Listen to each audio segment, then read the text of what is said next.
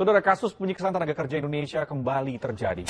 5 orang tenaga kerja wanita atau TKW nekat melompat dari gedung. Video penyiksaan tenaga kerja Indonesia kembali beredar. TKW Arab Saudi diperlakukan kasar hingga disuruh makan sampah oleh majikan. Pukul, ditampar, bahkan pernah dipaksa menelan napas kotor.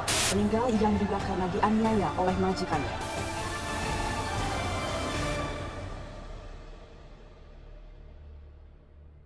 Halo Sobat K3, welcome to Popka, Podcast Bincang K3. Bersama aku, Divana Sobudi Gavara. Dan aku Hula Saliha. Kami berdua berasal dari program studi Keselamatan dan Kesehatan Kerja Fakultas Kesehatan Masyarakat Universitas Indonesia. Nah, gimana nih lah kabarnya? Wah, alhamdulillah baik sih, Dim. Tapi ya agak sibuk juga sih belakangan ini.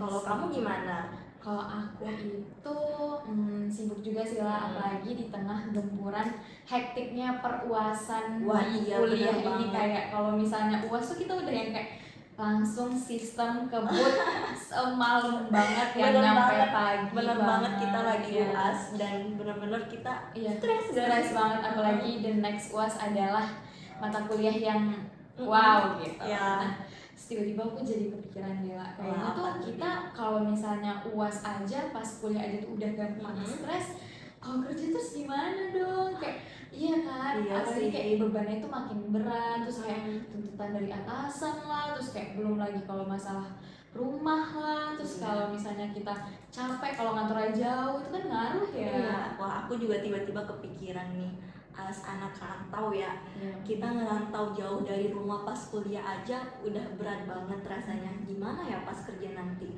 Yang pastinya kita bakalan lebih rantau lagi, nggak sih istilahnya, lebih jauh lagi dari keluarga. Bisa jadi sih sebenarnya. Makanya itu Div, kita tuh ya sebagai calon K3 di masa depan, pastinya kita harus lebih aware gak sih kepada how to protect and promoting mental health bagi pekerja di tempat kerja mereka. Iya sih, benar banget. Menurut aku kayak itu tuh suatu hal yang kayak harus nggak sih dilakukan gitu. Nah, makanya kali ini di podcast ini kita bakal membahas soal gimana sih cara mempromosikan dan juga untuk menjaga nih kesehatan mental para pekerja, terutama di sektor dimana kita tuh mengambilnya tenaga kerja Indonesia yang sedang ada di luar negeri nih. Benar. Karena itu menurut kita menarik perhatian banget nggak sih lah? Iya. Dan kalau dilihat dari berbagai sisi, mereka tuh yang paling banyak, nggak paling banyak sih, besar resikonya, besar resiko untuk terkena gangguan mental gitu. Karena pertama mereka juga jauh dari keluarga, terus juga kayak bahkan tuh kayak jauhnya jauh banget, sampai ke luar negeri. Dan jarang pasti ketemu mereka tuh. Setahu aku kalau libur juga biasanya nggak bisa pulang, karena kan mereka mikirin kayak ongkosnya gimana, terus juga kan uang yang mereka dapat itu kan buat keluarganya di sana gitu. Jadi kayak pasti itu jadi pertimbangan banget buat balik gitu sih. Nah, terus kayak menurut aku ini penting dibahas juga karena pas aku scroll TikTok tuh kayak baik banget gak sih ternyata penyiksaan yang terjadi sama si tenaga kerja Indonesia yang di luar negeri ini, apalagi yang kayak yang suka bantu-bantu rumah gitu lah. Itu sering banget gak sih disiksa? Bentar, iya, pas kamu bahas ini aku tuh baru ingat banget kemarin nih guys, aku kan sempat scroll TikTok juga nih ya. Nah itu tuh aku dapat video loh Div. Nah videonya tuh tentang ada nih satu orang dari dia juga pekerja migran Indonesia guys. Dia itu bekerja sebagai asisten rumah tangga. Nah sekarang itu dia berada di Irak.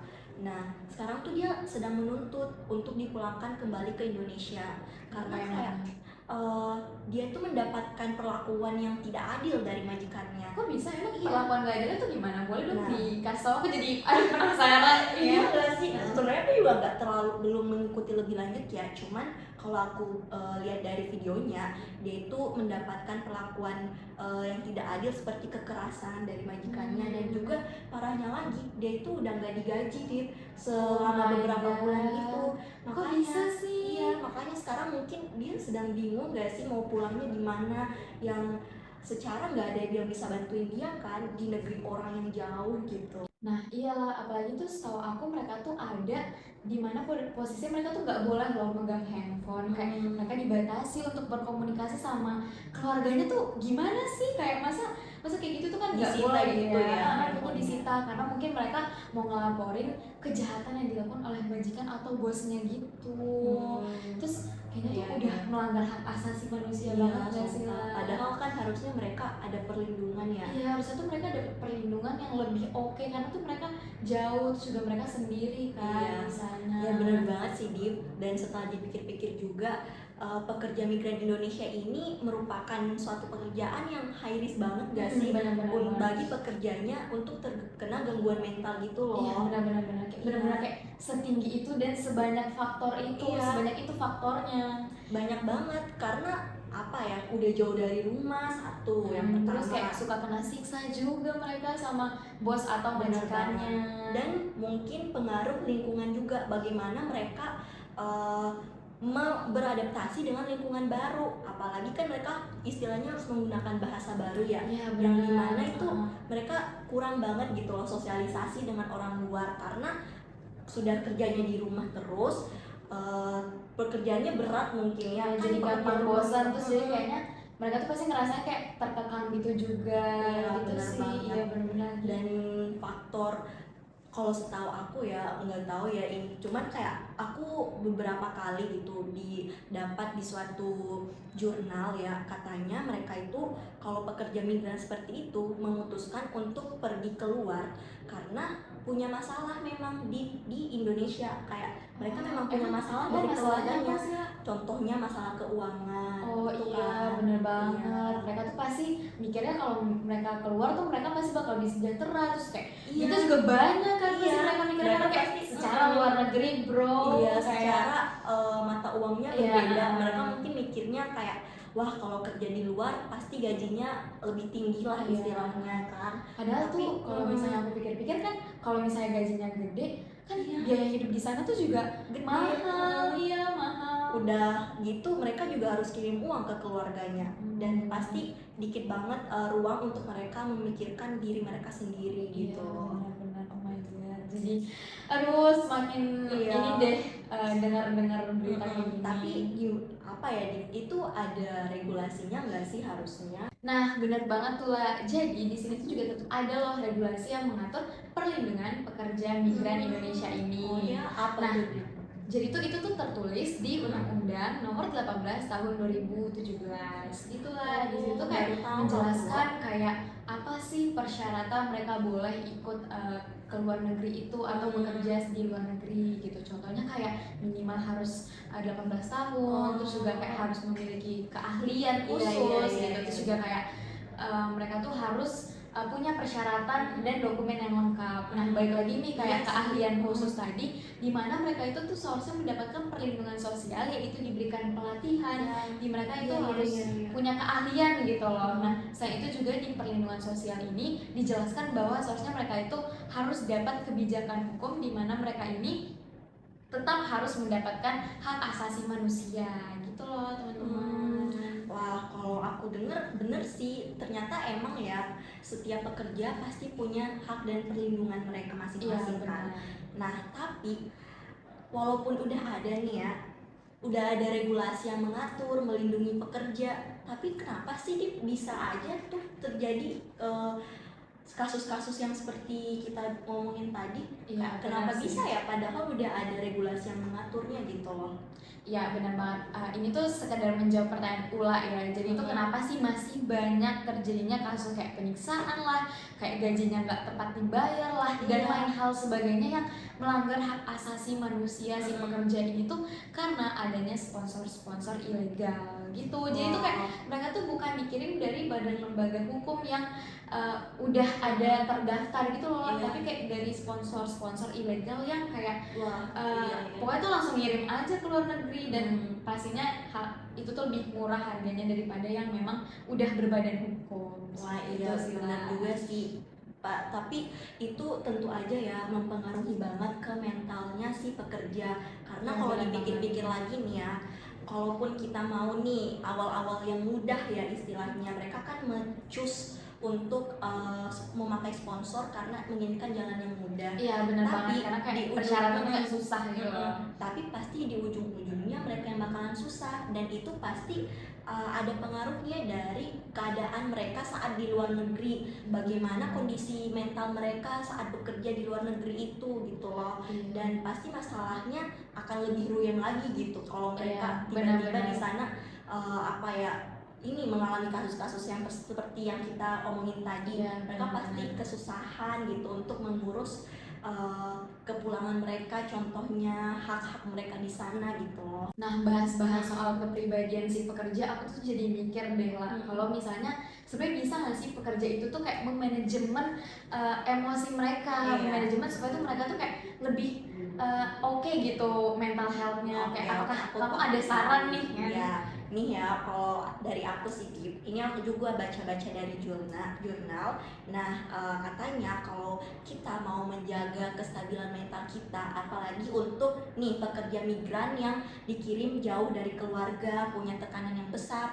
Nah, ada beberapa nih yang harus diperhatikan oleh pekerja tersebut. Nah, yang pertama nih, yang paling utama adalah bagaimana bisa mereka menjaga kesejahteraan diri mereka sendiri. Nah, itu tuh mulai dari penerimaan diri mereka, Dip. Oh, Nah, jadi kita kayak harus iya. menerima gitu ya. Gimana kita menerima keadaan kita, bagaimana kita menerima keadaan ekonomi gitu kan, karena kan pasti pekerja yang ke luar negeri kan punya masalah tersendiri ya. Iya, benar.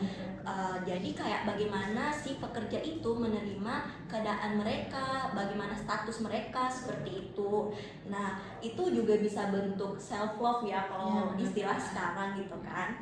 Nah, yang kedua itu, Div. Nah, bagaimana caranya si pekerja membangun hubungan positif dengan orang-orang di sekitarnya. Nah, ini nih fokusnya bagaimana si pekerja ini bisa membangun komunikasi interpersonal nih dengan si pekerja-pekerja dan juga atasan-atasannya. Karena kan kalau kita lihat-lihat nih dari faktor-faktor yang menyebabkan si pekerja stres kan banyaknya itu karena tekanan dari lingkungan kerja dan juga atasannya gitu kan.